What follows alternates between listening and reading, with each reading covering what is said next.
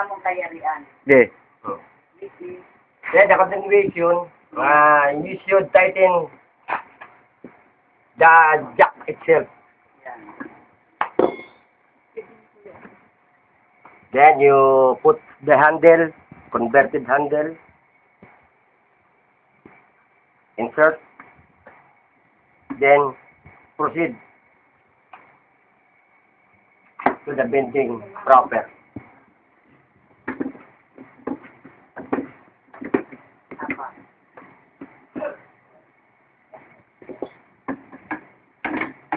Then I would like to have assistant to secure the mechanism so that it cannot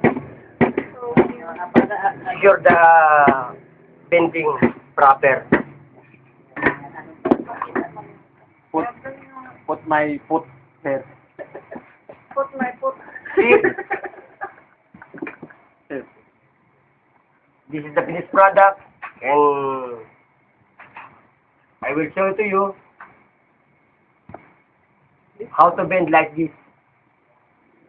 What?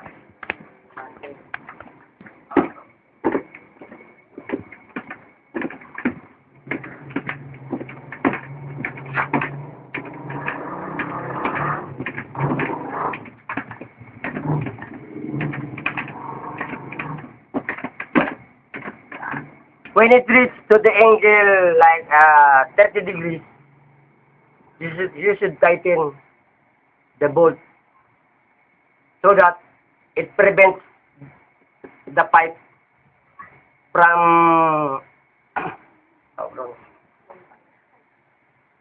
getting a bad angle. You should tighten again.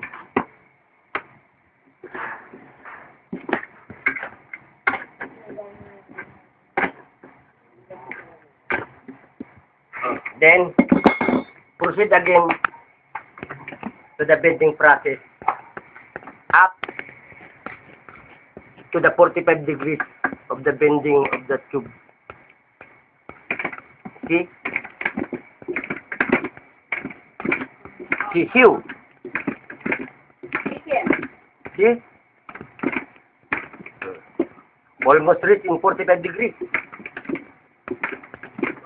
Then see to it that the pipe is already reached in 45 degrees.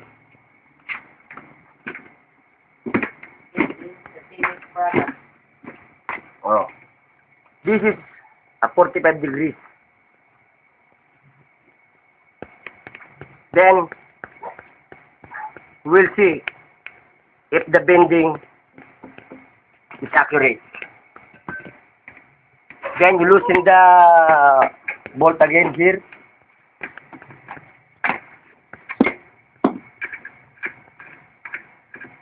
Then loosen the bolt in crocodile jack.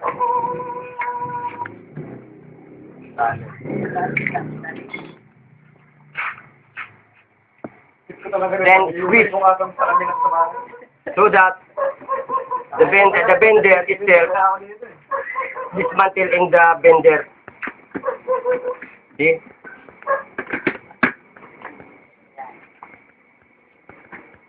This is the guide of the bending. Then use some kind of metal to loosen the pipe in the bender. Use a hammer. Then blow.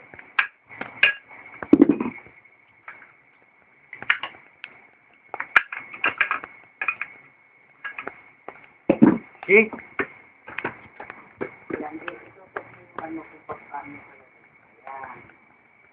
Tapos kabuuhan mo. See? Exactly the same. Okay. This is my own version of a hydraulic pipe bender, but it is portable. You can bring it anywhere you like in your works. anywhere. This is a proudly Philippine made. Eh, ano mo yung pangalan?